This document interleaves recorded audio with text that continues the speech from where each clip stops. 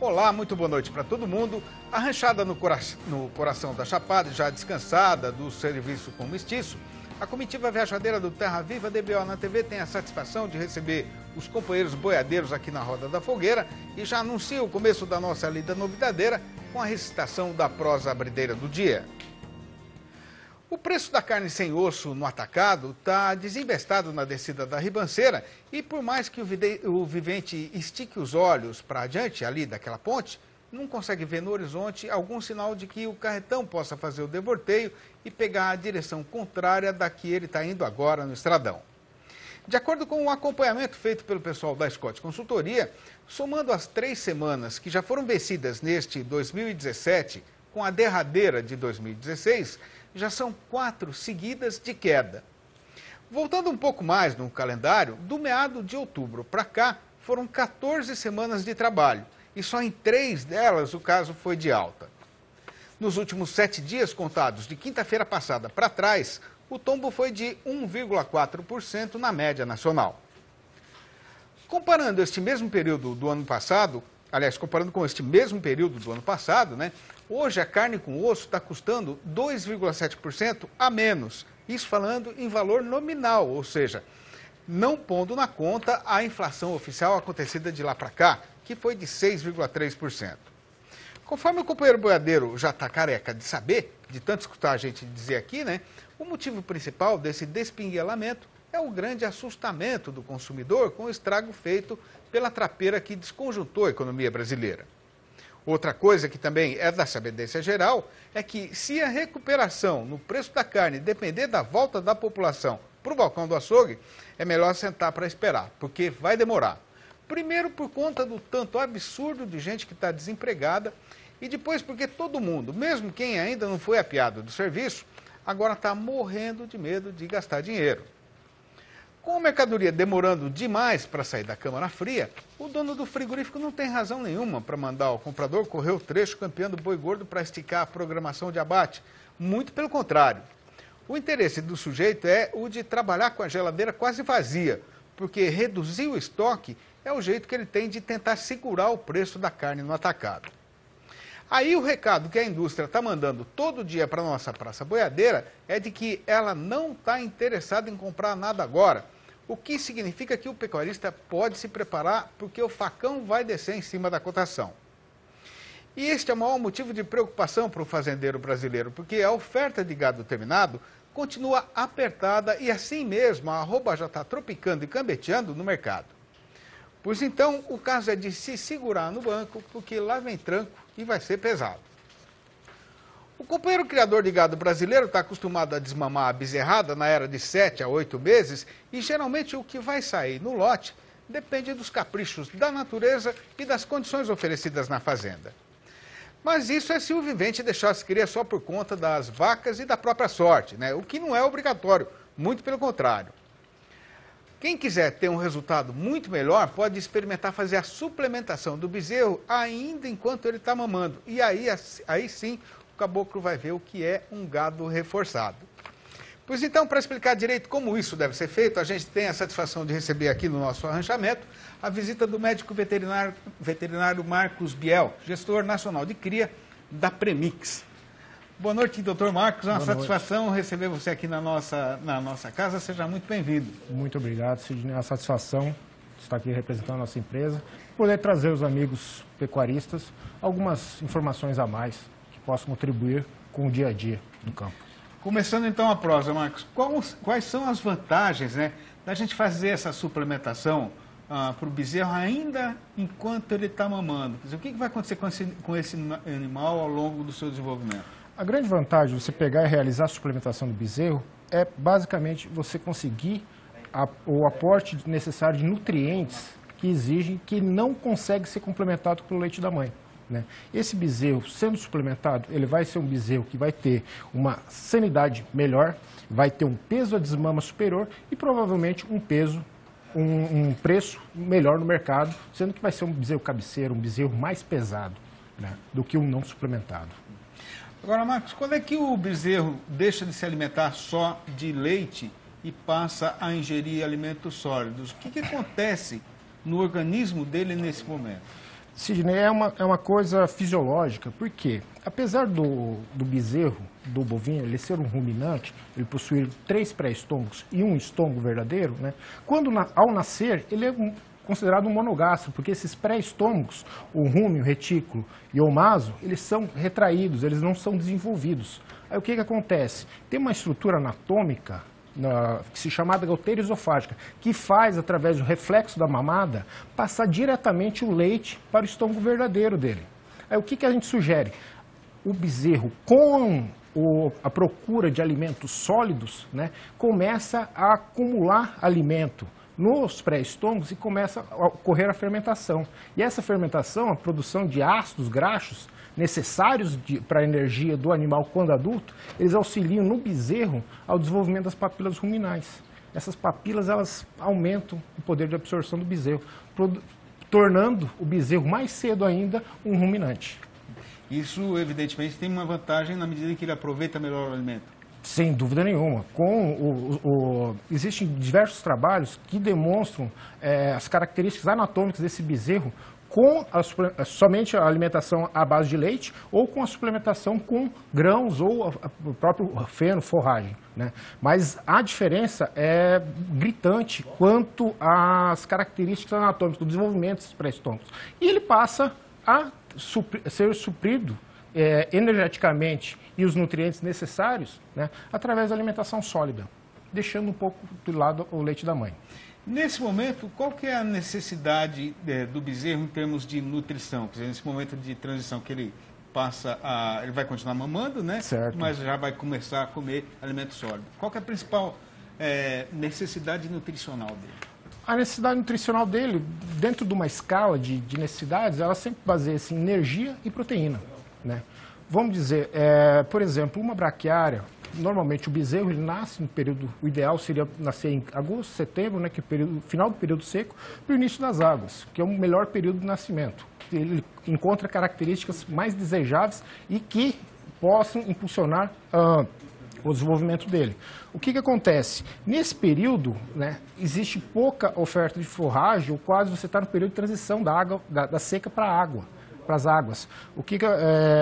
A qualidade do pasto é reduzida, né? Você vai ter um teor de proteína em torno de 5,5% a 7%, que vai estar começando a vir o broto, né? Nesse período, a gente recomenda a gente trabalhar com talvez um suplemento à base de proteína verdadeira em torno de 25% a 16%, dependendo da faixa de consumo desse suplemento, né? Mas basicamente, você ter um alimento proteico, que vai ter em torno dos 14% de proteína na dieta total desse bezerro, com 75% de NDT, né? Nutrientes digestivos totais, que é a fonte de energia para o bezerro. Agora, Marcos, nós estamos, né, já no meio da estação das águas. Certo. Na maior parte do Brasil, o pasto já se recuperou, o pasto está bonito, né? Uhum. Então é o seguinte, o bezerro continua mamando e ele tem pasto para comer à vontade. Por que eu vou gastar dinheiro para fazer suplementação ainda? Para colocar mais peso no bezerro, né? A suplementação, o diferencial de um bezerro suplementado de um bezerro não suplementado vai depender da faixa de consumo do produto que você utilizar. Existem produtos que têm baixo consumo, médio consumo e alto consumo. A diferença básica, um produto hoje de médio consumo, o médio consumo que eu falo aí em torno de 250 gramas a 300 gramas durante a vida desse bezerro, a gente espera em torno de 20 a 22 quilos. Já um produto de alto consumo, que você vai ter a média aí de 600 a 700 gramas de consumo diário durante essa vida do bezerro, e essa vida eu conto do 50º dia, dos 50 dias de idade, até os 7 meses de desmame, até os 210, em torno de 800 gramas. A gente espera aí um diferencial de peso do suplementado para não suplementado em torno de 25 a 30 quilos. Você está falando isso, você está me adiantando uma pergunta que eu ia fazer para você mais no fim, né? Nós estamos vendo, desde meados aí do ano passado, que o preço do bezerro começou a fraquejar, fez o devorteio e pegou a descida do estradão. Exato. E agora, o bezerro valendo menos, vale a pena gastar dinheiro para fazer a suplementação? Então, Sidney, é uma coisa que até eu brinco com os meus colegas e até os pecuaristas que eu costumo assistir. Dentro do cenário de cria, a gente tem tomada de decisões. A decisão que eu tomar hoje, né, ela vai ser responsável por um resultado daqui a 16 meses. tendo em vista a liquidez da venda do bezerro, né? Porém, a suplementação do bezerro em si, né, a liquidez ela ocorre em 7 meses. A gente está saindo de um ciclo pecuário alto. Se a gente pegar início do ano passado, em 2016, o bezerro a 1.500, 1.600, uma relação de troca, boi gordo, bezerro muito baixa mesmo. Você tinha em torno de 1,6, 1,7 bezerros por boi gordo, né? Só que a gente veio no cenário de baixo. O cenário de baixo influenciado diretamente pelas intempéries climáticas que a gente encontrou, né? Seria o preço do milho alto, a diferença geada no Mato Grosso do Sul, inexistência de capim no sul do Mato Grosso e assim por diante. Isso levou um adiantamento do ciclo e o bezerro entrou em baixa. Hoje a gente está vendo aí a situação do bezerro no país em torno aí de R$ 1.000, R$ 900, assistindo os leilões em volta. O que acontece? O custo de produção desse bezerro suplementado, ele vai girar em torno aí de uns R$ 750 a R$ 800, né? Sendo que você vai ter um diferencial básico, né, no preço desse bezerro. Porque não, é de conhecimento geral que o bezerro cabeceira ele vale mais que o bezerro fundo, né? E assim por diante. Agora, fazer suplementação de bezerro é mais ou menos a mesma coisa que a gente faz para a suplementação de animais adultos? Quase semelhante. A diferença é que a suplementação do bezerro, para você evitar manejos excessivos você poderia separar esses bezerros das mães, fornecer o suplemento dele separado, mas isso é inexistente hoje no Brasil. O que a gente trabalha? Com creep feeding. Creep feeding é um coxo especial para o bezerro, onde somente o bezerro vai ter acesso. Como só o bezerro tem acesso? Esse creep feeding ele é cercado, né, por uma cerca onde você tem uma régua ou uma tábua em torno de 85 a 90 centímetros de altura, onde só o bezerro consegue entrar. Porque se a vaca conseguir entrar lá, ela vai comer o suplemento do bezerro, que ele é muito palatável, né? Como eu já havia falado, ele começa a comer em torno de 50 a 60 dias após o parto. E esse consumo é diminuto. Esse consumo é em torno de 20, 30, 40 gramas. Só que com o passar do tempo, né, esse consumo vai aumentando. Outra coisa especial que deve ser verificada é que esse coxo do bezerro ele deve sempre ficar próximo ao coxo da mãe, né? Sendo que o coxo da mãe, no caso da suplementação creep feeding, né, ele deve ficar mais alto. Ele fica em torno de 85 a 90 centímetros de altura, para o bezerro não ter acesso ao suplemento da mãe, né, e ir procurar o suplemento dele, que está ao lado, né, na altura de 40 centímetros. Tá certo. Marcos, bom, você já fica convidado para voltar uma outra hora aqui para a gente conversar um pouquinho mais sobre creep feeding, principalmente, né? Certo. E sobre outros aspectos aí da suplementação de bezerro. Obrigado pela presença. Perfeito. Muito obrigado, Silvio. Eu que agradeço a oportunidade de estar aqui conversando com você e com nossos amigos telespectadores. Tá certo. E até a próxima, então. Até mais. Com a boiada pantaneira chegada na pedreira, de onde se inicia o caminho do Espraiadinho, a pionada resolveu fazer uma parada ligeira, mas será só por alguns instantes. E depois a gente segue adiante, deixando para falar na parte derradeira dessa lida machadeira dos seguintes assuntos. O comércio do gado novo já está quase parado e a cotação está variando conforme a situação particular de cada região. E no mercado do boi gordo, a população está parando de comprar carne de gado e, com isso, a cotação da arroba está rolando cada vez mais ligeiro na descida da ribanceira. O Terra Viva DBO na TV volta já, aguarde. Estamos de volta para a estrada e com o berranteiro já chamando a boiada para pegar de novo o trieiro e seguir no rumo do retiro do limoeiro, a gente vai retomando a função, apresentando para a discussão dos companheiros ajustados na comitiva as notícias do mercado do boi magro e do gado de reposição. Na média de todos os estados e de todas as categorias de machos de reposição pesquisados pelo pessoal da Scott Consultoria, a cotação ficou praticamente estável nos últimos 7 dias, contados de quinta-feira para trás. Mas prestando bem atenção no caso que está sendo passado neste mercado, o comércio do gado novo agora está apresentando um comportamento dispareado, conforme a situação particular de cada região. Num bom pedaço do país, o céu foi generoso e regou o chão do sertão com água boa, na hora certa e na justa medida, de forma então que hoje o capim está muito viçoso e na melhor condição para sustentar a bezerrada recém-chegada na invernada.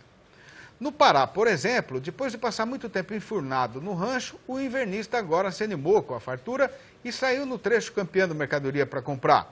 E por conta disso, a procura está de novo acima da oferta.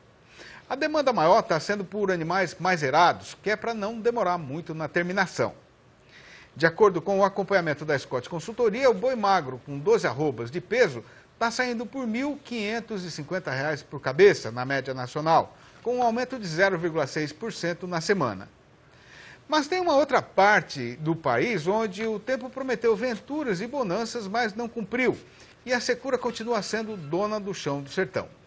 Entre outros, quem está nessa banda é Mato Grosso, onde a negociação da reposição já deveria estar embalada, mas está empacada justamente por causa da falta de pasto.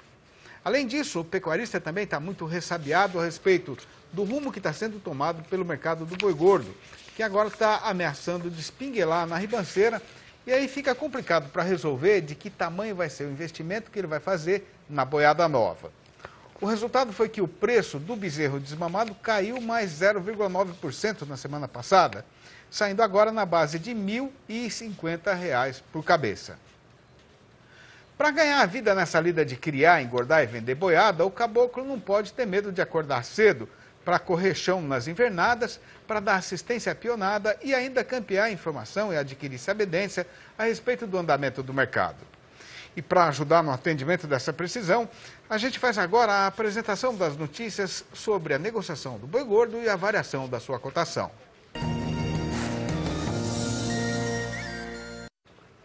Conforme já foi falado no começo desta prosa e o companheiro boiadeiro já está devidamente estabilizado, o preço da carne está mais fraquinho do que filhotinho de tico-tico que a chuva derrubou do ninho. Só nos últimos 7 dias contados de quinta-feira passada para trás, o produto sem osso caiu 1,4%, enquanto a carcaça casada de macho castrado levou um tombo de 2,1% no mercado atacadista aqui da capital paulista. E o motivo disso é a maior queda na demanda de que se tem notícia em muitos e muitos anos. O pior é que não tem ninguém na nossa praça boiadeira que aposte um tostão furado na possibilidade de que a cotação saia da pirambeira em que ela está despinguelada agora, nem no prazinho mais curtinho daqui até ali, nem deixando o tempo correr mais. Em primeiro lugar, ainda está faltando mais de uma semana para vencer a quinzena derradeira de janeiro. E tendo na carteira só uma doce recordação do salário, o trabalhador brasileiro está dando volta no quarteirão para não ter de passar nem na frente do açougue. A segunda questão é que tem muita gente que nem tem mais pagamento para receber no final do mês, por ter perdido o emprego nessa trapeira que está afundando a economia brasileira. E mesmo para quem ainda está empregado, o dinheiro não dá mais para quase nada, né?